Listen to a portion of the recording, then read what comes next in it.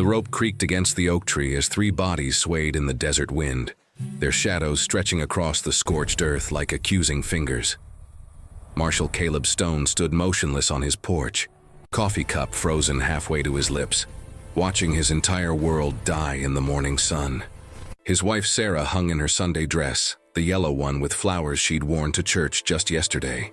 His boy Marcus, only 12 years old, still had dirt under his fingernails from helping his father mend the fence. His daughter Emma, sweet Emma, who sang like a mockingbird, her rag doll lay trampled in the dust below her bare feet. The badge on Caleb's chest suddenly weighed 1,000 pounds. 23 years he'd worn it with pride, bringing order to the chaos of the frontier, believing in the system he served. He'd arrested killers, stopped range wars, testified in courtrooms where judges in black robes decided who lived and who faced the gallows. The law was sacred to him, a beacon of civilization in the savage wilderness. But the law hadn't saved them. The law had looked the other way when cattle baron Vincent Blackwell's men rode through town the night before, whooping and firing shots into the air. The law had been sleeping off whiskey in the deputies' quarters when those same men kicked down Caleb's door at dawn, dragging his family screaming into the street while he was checking trap lines 10 miles north.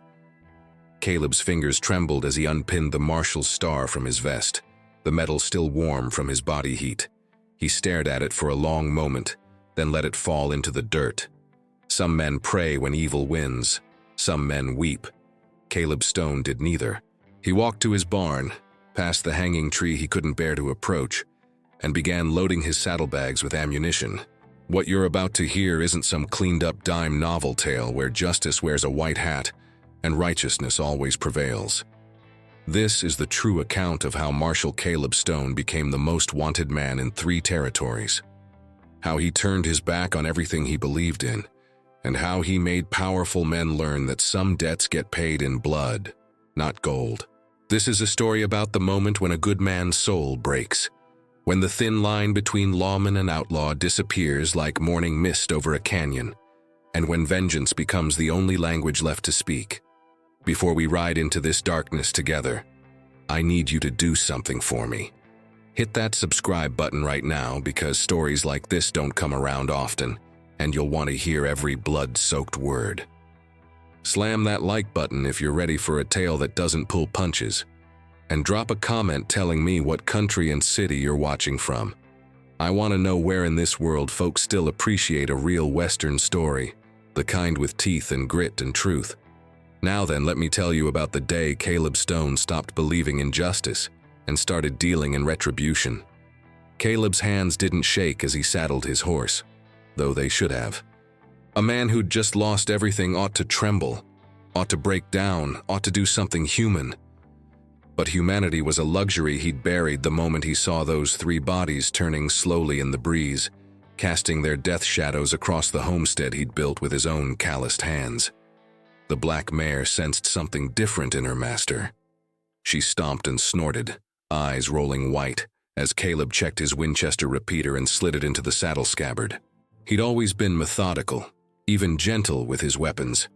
Today he handled them like a carpenter selecting tools for a specific job. The job of dismantling Vincent Blackwell's empire, one bullet at a time. His neighbor, old Frank Morrison, appeared at the barn entrance, hat in his weathered hands. Frank had been the one to find them, the one who'd ridden hard to catch Caleb before he returned home.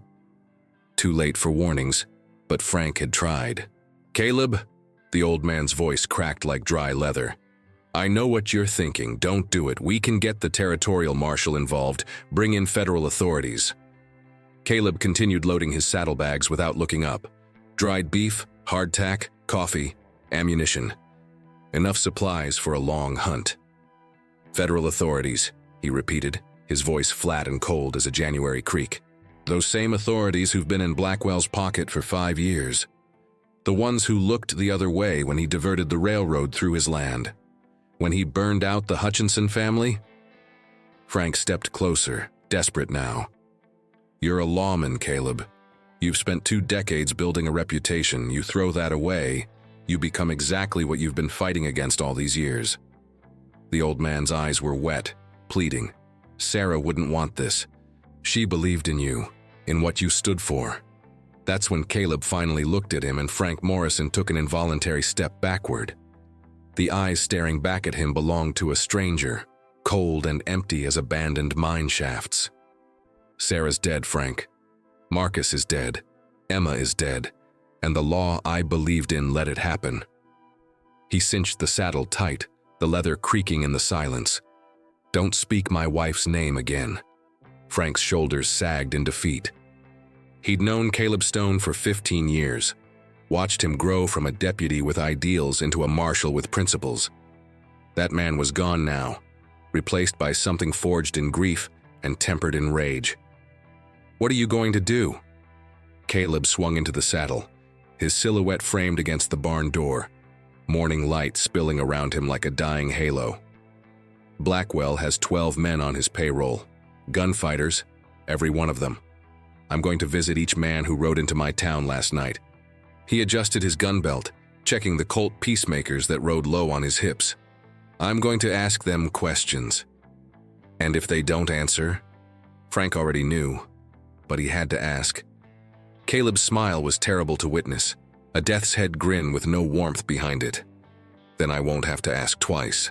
He touched his heels to the mare's flanks and rode out of the barn, leaving Frank Morrison standing alone in the shadows, listening to the creak of rope against oak branches as the desert wind picked up, carrying away the last remnants of the man Caleb Stone used to be. The Silver Dollar Saloon sat at the edge of town like a rotten tooth in a dying mouth, its paint peeling under the relentless New Mexico sun. Caleb tied his mare to the hitching post 2 buildings down, staying in the shadows cast by the general store's awning. He'd learned patience tracking Apache raiders through the Mogollon Mountains, learned that rushing toward vengeance was the surest way to join the dead you were avenging. Through the saloon's grimy window, he spotted his first target, Jake Mercer, a rail-thin gunslinger from Kansas with a reputation for fast draws and faster exits. Mercer sat at a corner table, playing poker with 3 ranch hands who didn't know they were gambling with a killer. Caleb watched the man laugh, watched him rake in a pot, watched him living and breathing while Sarah and Marcus and Emma lay cold in Frank Morrison's root cellar, waiting for a burial Caleb couldn't bear to perform. The rage that had been simmering since dawn threatened to boil over, but Caleb forced it down into a tight, controlled burn. Anger made men sloppy, made them miss shots they should make, made them dead. He'd seen it 100 times, hot-headed cowboys facing experienced gunfighters, confidence mistaken for skill. No, this required the same cold precision he'd used serving warrants on wanted men. Only now, he was both judge and executioner. Caleb waited until Mercer excused himself, heading toward the back door where the privy stood. The afternoon sun had driven most folks indoors, leaving the alley empty except for a stray dog nosing through garbage. Perfect. Caleb moved like smoke, positioning himself behind a stack of whiskey crates as Mercer emerged, still buttoning his pants. Jake Mercer. Caleb's voice cut through the alley like a blade. Mercer's hand dropped toward his pistol with practiced speed, but froze when he saw the twin barrels of Caleb's Colts already trained on his chest. The gunslinger's eyes widened with recognition, then calculation. Marshal Stone, heard about your trouble. Terrible business, just terrible. His voice dripped false sympathy like honey from a poisoned comb. But you're pointing those guns at the wrong man. I was at the Lucky Star all night playing Pharaoh, got witnesses. I know you were there, Caleb said, his voice devoid of emotion. You were the lookout, sat by the window, made sure no one left to warn my family while your friends did their work. He'd spent 3 hours that morning asking questions, pressing informants, following the trail like he'd tracked countless outlaws. The difference was, this time he wasn't bringing anyone back alive. Sweat beaded on Mercer's forehead despite the shade. You got no proof of that. You can't just execute a man based on hunches, Stone. You're a lawman, for Christ's sake. His voice rose, desperate now, eyes darting toward the saloon's back door. There's rules, procedures. There were rules, Caleb agreed, his fingers tightening on the triggers. But rules are for men who believe the system works. I buried that belief this morning along with my faith. He took a step closer, boots crunching on broken glass. Last night, when Blackwell's men kicked down my door, did my daughter Emma call for help? Did she scream for her daddy?" Mercer's face went pale as winter snow. The silence stretched between them like a hangman's rope, and in that terrible quiet, his expression gave Caleb the only answer he needed. The gunshots that followed echoed through the alley like thunder, sending that stray dog running and birds exploding from nearby rooftops. When the smoke cleared, Jake Mercer lay crumpled against the saloon's back wall, his fast-draw reputation meaning nothing against a man with nothing left to lose. Caleb holstered his weapons and walked back toward his horse, leaving the first payment on a debt that would cost 11 more lives before the account was settled. News traveled fast in the territories, carried on telegraph wires that stretched across the desert like steel spiderwebs. By sunset, every lawman within 200 miles knew that Marshal Caleb Stone had gunned down Jake Mercer in cold blood and disappeared into the Badlands. The territorial governor, a portly man named Harrison, who owed his position to Vincent Blackwell's campaign contributions, personally authorized a $500 bounty. Dead or alive, the wire specified, though everyone understood which option Blackwell preferred. Caleb read about his own wanted poster in a newspaper he'd taken from a deserted way station, his campfire casting dancing shadows across the crude sketch that barely resembled him. They'd gotten his eyes wrong, drawn them soft and uncertain. The artist had never seen a man hollow out his own soul and fill the empty space with purpose sharp as broken glass. He crumpled the paper and fed it to the flames, watching his former life turn to ash and smoke. The second man on his list was holed up in Socorro, a mining town where silver still flowed from the mountains, and questions about a man's past were considered impolite. Dutch Kinnard ran a freight operation that everyone knew was a front for moving stolen cattle, and occasionally, when the price was right, hiring out his muscle for wet work. He was a thick-necked brute who'd killed 3 men in fair fights and twice that many in unfair ones. Caleb watched Dutch's warehouse from a rooftop across the street, noting the patterns of the guards, counting the minutes between their rounds. The old Caleb would have gathered evidence, obtained a warrant, organized a proper arrest with deputies for backup. The new Caleb simply waited for the guards to rotate shifts at midnight, when attention wandered and cigarettes got lit in the darkness. He moved through the warehouse like a ghost, past crates of mining equipment and stacked lumber, following the sound of Dutch's voice echoing from the office and back. The big man was drinking whiskey and counting money, stacks of bills spread across his desk like a paper fortress. He didn't hear Caleb's approach until the hammer of a Colt clicked back near his ear. "Don't turn around, Dutch. Keep your hands where I can see them, flat on that desk." Caleb's voice was steady, controlled, betraying none of the inferno burning in his chest. "I'm going to ask you some questions about last Tuesday night. You're going to answer them truthfully, or what happened to Jake Mercer is going to look like a mercy killing compared to what I do to you." Dutch's fingers twitched toward a drawer, but stopped when Caleb pressed the gun barrel against the base of his skull. "That derringer you keep in there won't help you. Nothing's going to help you. You rode with Blackwell's men to my house. You were there when they took my family. It wasn't a question. Stone, listen to me." Dutch's voice had lost its usual swagger, replaced by the shaky tenor of a man who suddenly understood his mortality. "I didn't touch your family, I swear on my mother's grave. I just held the horses outside. I didn't even go in the house." The words tumbled out in a rush, desperate and pathetic.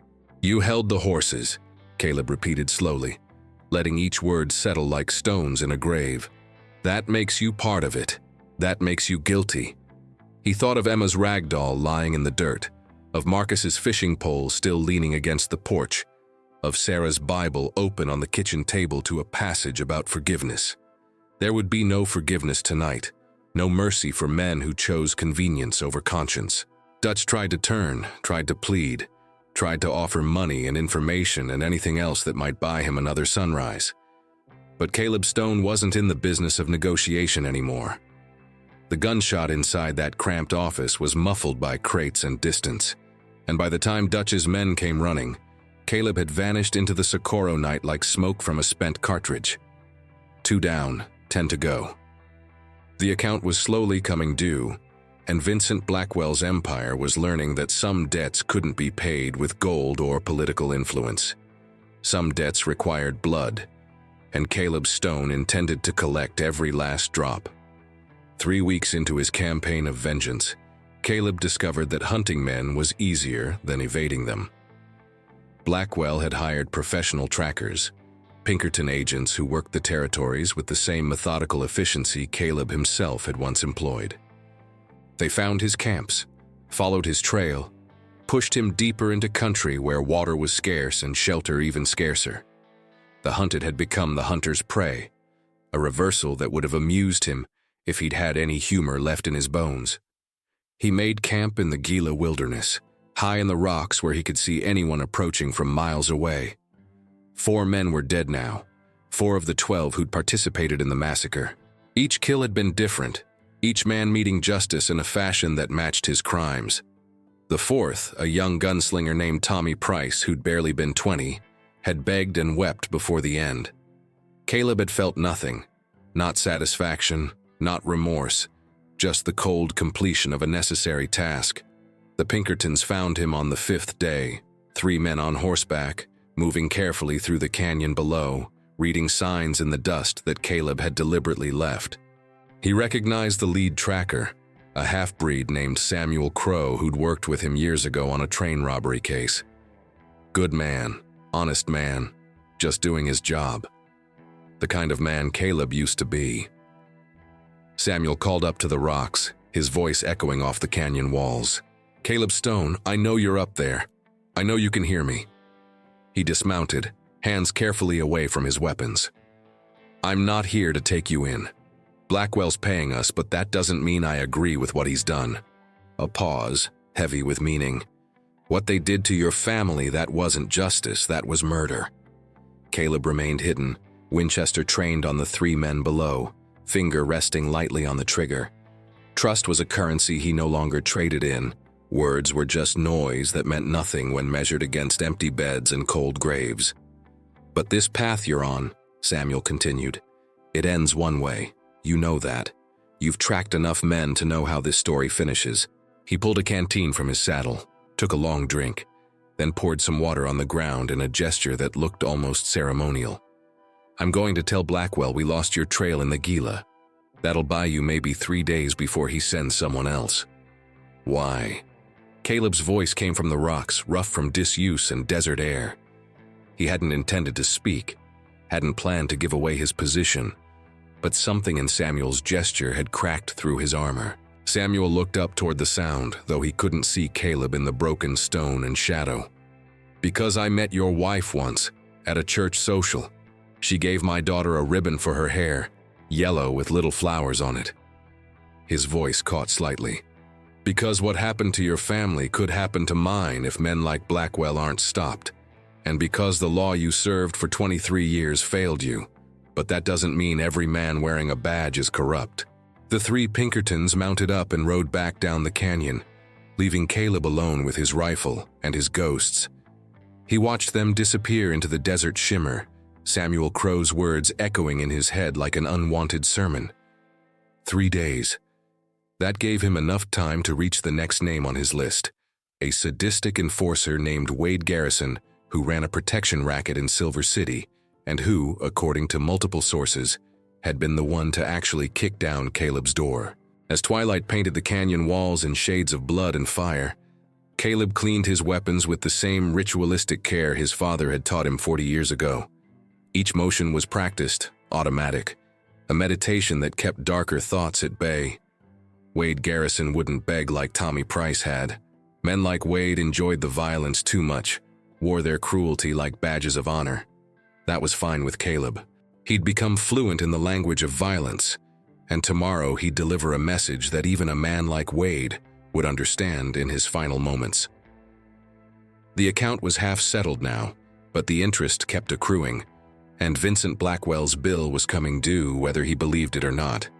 Silver City sprawled across the hillside like a wound that refused to heal, its mine tailings poisoning the streams and its saloons poisoning the men who worked them. Wade Garrison owned the biggest establishment on Main Street, a 3-story palace of vice called the Golden Crown, where silver flowed as freely as whiskey and blood. Caleb watched the place from a burned-out assay office across the street, counting guards and marking exits, planning his approach with the same tactical precision he'd once used organizing posses. Word of his vendetta had spread like cholera through the territories. Men whispered his name in saloons, adding embellishments with each retelling until Caleb Stone had become something between legend and nightmare. They said he could shoot the wings off flies at 50 paces, that he'd killed 20 men instead of 4, that he wore a necklace made from his victims' teeth. The myths didn't bother him. Myths created fear, and fear made men careless. Wade Garrison wasn't careless, though. He'd fortified the Golden Crown like a medieval castle, posted guards at every entrance, hired a food taster after Dutch Kinnard turned up dead. The man knew Caleb was coming, had been preparing for weeks, turning his saloon into a fortress designed to withstand a siege. What Garrison didn't understand was that Caleb Stone wasn't interested in sieges. He was interested in justice, and justice didn't knock on the front door and announce itself.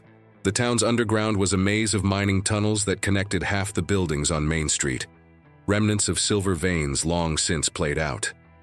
Caleb had spent 2 days mapping them, bribing old prospectors with whiskey and coins, learning which passages led where and which were stable enough to traverse.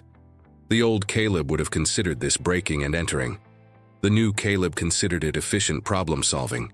He entered through the abandoned Lucky Strike shaft at midnight, carrying a bullseye lantern that threw narrow beams through the darkness. The tunnel smelled of damp earth and rat droppings, the ceiling so low he had to crouch as he moved. Water dripped somewhere in the blackness, a steady rhythm like a clock counting down to reckoning. Above him, he could hear the muffled sounds of the Golden Crown in full swing, piano music and laughter and the thunder of boots on wooden floors. The tunnel opened into the saloon's cellar, emerging behind stacks of whiskey barrels and crates of imported champagne. Caleb extinguished his lantern and let his eyes adjust, listening to the patterns of footsteps overhead. Garrison's office was on the 3rd floor, positioned where he could survey his kingdom and spot approaching threats. But he'd been watching the streets, not the basement, and that mistake was about to cost him everything. Caleb moved through the saloon like death in human form, avoiding the main rooms and gambling halls, climbing a service stairwell used by cleaning staff and working girls. He passed a young woman on the 2nd floor landing, her face painted and her dress revealing, and she gasped when she saw him. Not from recognition, but from something she saw in his eyes. Some quality that made her press herself against the wall and turn away, refusing to meet his gaze. Garrison's door was guarded by 2 men, thugs in expensive suits who looked bored until Caleb emerged from the stairwell. They reached for their guns, but Caleb's Colts were already drawn, already firing, the shots muffled by the noise from below. Both guards crumpled, and Caleb caught one man's body before it could hit the floor with a thud that might alert others. He arranged them carefully, propped against the wall like sleeping drunks, then kicked open Garrison's door with a violence that splintered the frame. Wade Garrison sat at his desk counting money, a cigar clenched between his teeth and a revolver within easy reach. He wasn't fast enough. Caleb shot the gun off the desk, then shot the cigar from Garrison's mouth, showering him with sparks and tobacco. "You kicked down my door," Caleb said, advancing into the room, his guns never wavering. "You dragged my wife outside in her nightdress. You made my children watch. Then you made my wife watch while you strung up Marcus and Emma, made her listen to them choke and struggle." His voice was flat, reciting facts like a court clerk reading charges. "Then you hanged her last so she'd die knowing she couldn't save them." Garrison's face had gone white, but his eyes held a glimmer of defiance. "You can't prove any of that, Stone. I'll lawyer up, claim self-defense, walk out of whatever courthouse you drag me to." He tried to smile, tried to project the confidence that had always gotten him out of tight spots. "You're still a lawman at heart. You won't just murder me in cold blood." But he was wrong, catastrophically wrong, because Caleb Stone had stopped being a lawman the moment he unpinned his badge. The marshal who'd believed in courtrooms and due process had died alongside his family. The man standing in Wade Garrison's office was something else entirely, something forged in grief and tempered in righteous fury. And when the guns spoke their final judgment, Wade Garrison learned what so many others had learned in the past weeks. Some scales can only be balanced with blood, some debts can only be paid with life, and some men stop being men and become angels of vengeance instead. 5 down, 7 to go, and Vincent Blackwell's empire was crumbling one corpse at a time. The story of Caleb Stone didn't end in Silver City, not by a long shot. 7 more men would fall before his guns went silent, each death a payment on the debt that started with 3 bodies swaying beneath an oak tree. And Vincent Blackwell himself, the cattle baron who thought his wealth and influence made him untouchable, would learn that empires built on blood have foundations that crumble when the reckoning comes. But those tales belong to another campfire, another night when the desert wind carries whispers of justice and vengeance intertwined. What matters now is understanding that Caleb Stone wasn't a hero, wasn't some noble gunslinger from a penny dreadful. He was a man who lost everything, who watched the system he believed in fail him completely, and who made a choice that damned his soul but honored his dead. Some folks say he was justified. Others say he became the very monster he'd spent his life fighting.